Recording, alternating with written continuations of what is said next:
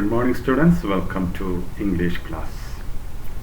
So we'll come to the lesson, the nightingale and the rose.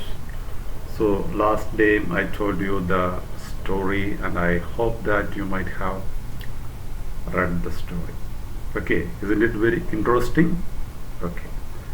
But we will come to the story once more and we will clarify the doubts you have if there is any doubt. So we saw that it's a story of a nightingale who sacrificed her life for true love. And why did she do so? Okay. And we saw that there was a boy who was in love with a girl, and she had given him a promise. What was the promise? That is given in the first paragraph itself. The promise of the girl to the young student. What was that? Read this. She said that she would dance with me if I brought her red roses, cried the young student, but in all my garden there is no red rose. So the promise of the girl, what was the promise? She would dance with this young student if he brought her red roses. So we may feel that it's something very simple to get red roses, but we know that there was a problem. What was that? Even though the boy looked throughout the garden, he couldn't find a red rose. That's why he was very sad. So who heard these words of this boy? A nightingale from the nest in the oak tree. So she listened to the boy again, and what did he say? No red rose in all my garden. Ah, oh, what little things does happiness depend? I have read all that the wise men have written, and all the secrets of philosophy are mine. Yet for want of a red rose is my life made wretched. What did he say? I have learned so many things. I have learned philosophy. I have read a lot of books. But my life became wretched, unhappy, as I didn't get a red rose. So, while the nightingale listened to these words of the boy, what did she feel? Here at last is a true lover. So she says that every night she was singing about true love, but she hadn't seen a true lover, and this time she thought that this young student was a true lover. Then the prince gives a ball tomorrow night, murmured the young student, and my love will be of the company. The prince gives a ball tomorrow night. What is a ball? That refers to a dance party or a dance room. Ballroom refers to a dance room. So tomorrow night there will be a dance, and this girl also will be in the group, and we know that she had promised to dance with him if he had presented her a red rose. And what did the boy do? We have seen. The boy looked in his garden, but there is no red rose. So, and the boy doubted that if he is not able to present a red rose, what would happen? See, she will have no heed of me and my heart will break. No heed, that means she won't listen to me. She won't pay any attention to me. She would neglect me. And this was unbearable for the young student. So the nightingale was very sure here indeed is the true lover, and she decided to help him.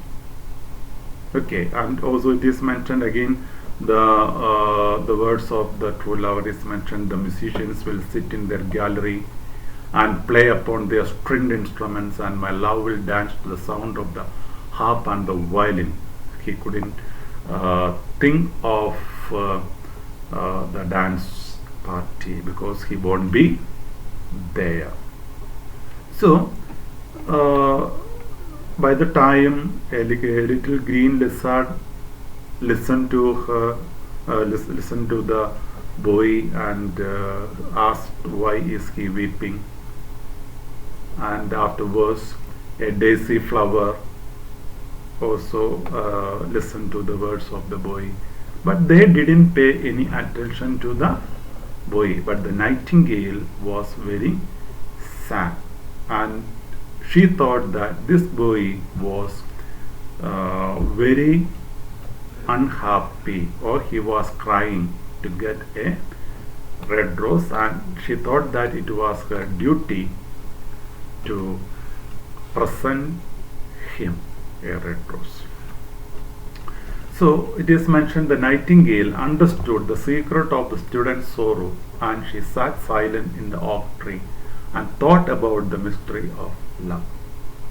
So she understood, or she thought he was a true lover, and she could experience the pain of this boy, and she was ready to help him.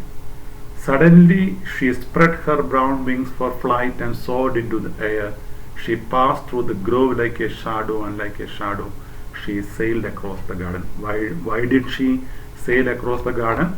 No doubt she was trying to find out a red rose flower.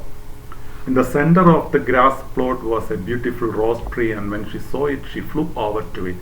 "Give me a red rose," she cried, "and I will sing you my sweetest song." She requested the rose tree to give her a red rose, and in return offered a very beautiful sweet song. But the tree shook its head. Why?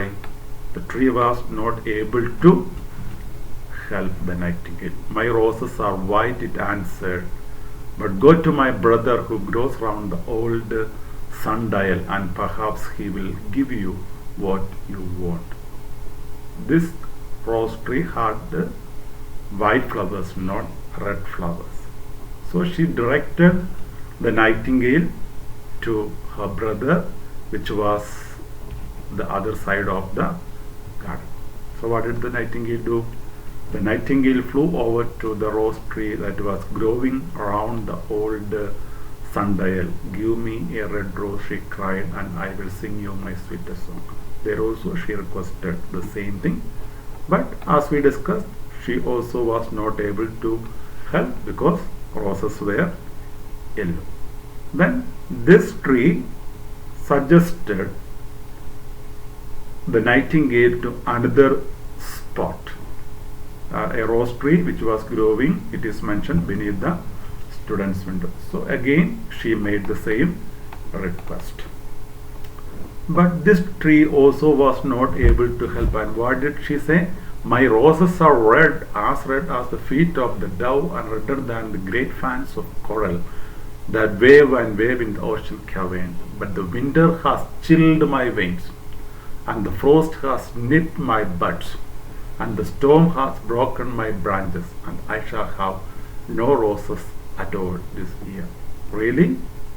This tree was red, or this tree produced red rose flowers, but due to the winter season was not able to help the nightingale. So the nightingale again requested, "One red rose is all I want," cried the nightingale. "Only one red rose. Is there no way by which I can get it?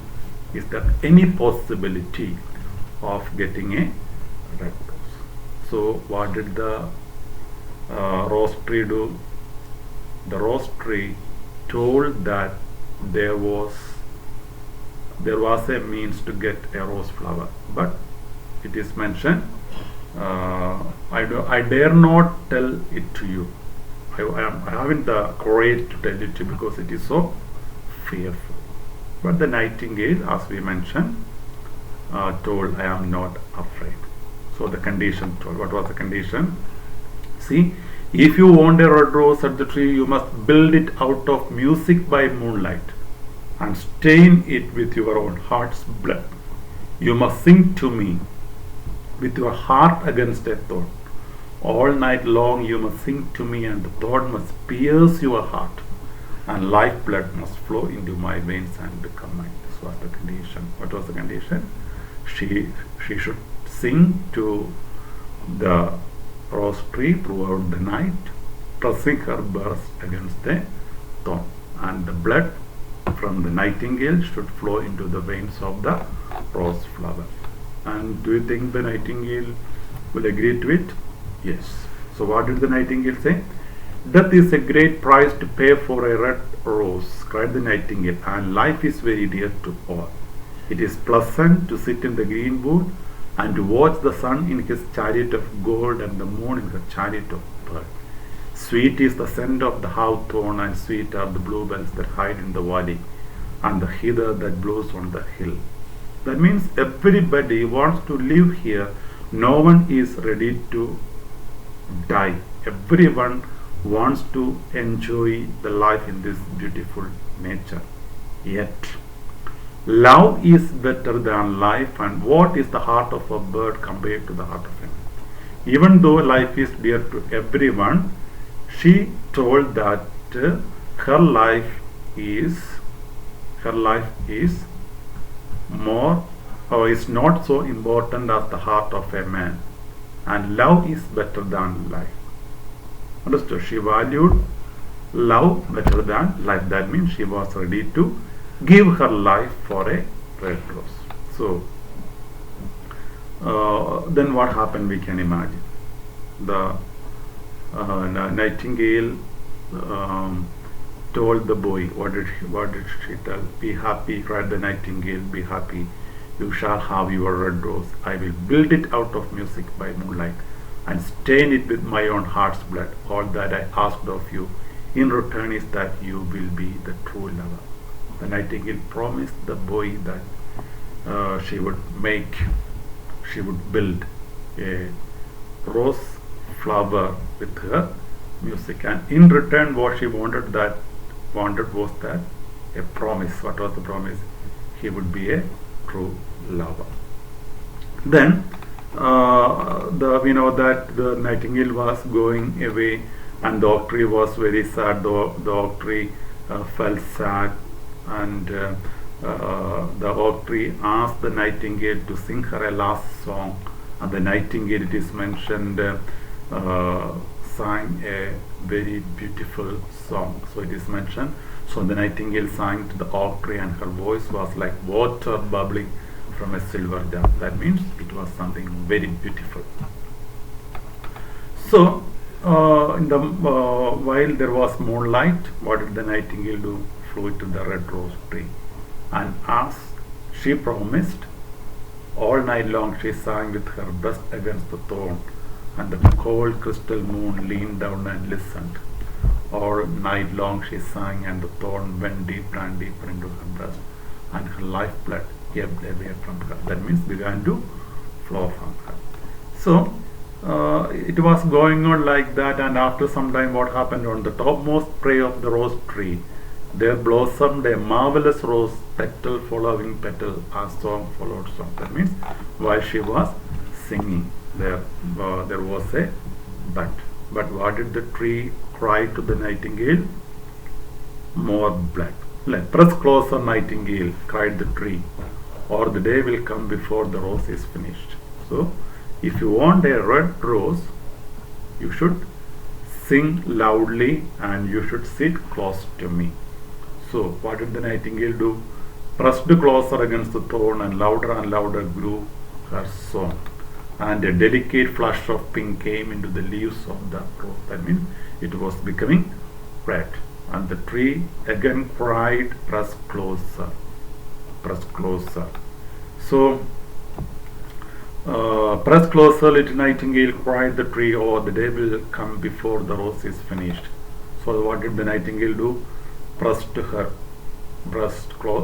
closer against the thorn, and the thorn touched her heart, and a fierce pang of pain shot through her. Bitter, bitter was the pain, and wilder grew her song, for she sang of the love that is perfected by death, of the love that dies not in the truth. That means she was singing about true love. And alas, what happened? The nightingale's voice grew fainter, and her little wings began to beat, and a film came over her eyes. Fainter and fainter grew her song, and she felt something choking in her throat. That means she was losing her strength. So, it is mentioned, then she gave one last burst of music. The white moon heard it, and she forgot the dawn and lingered on in the sky. The red rose heard it, and it trembled all over with ecstasy and opened its peals to the cold morning air.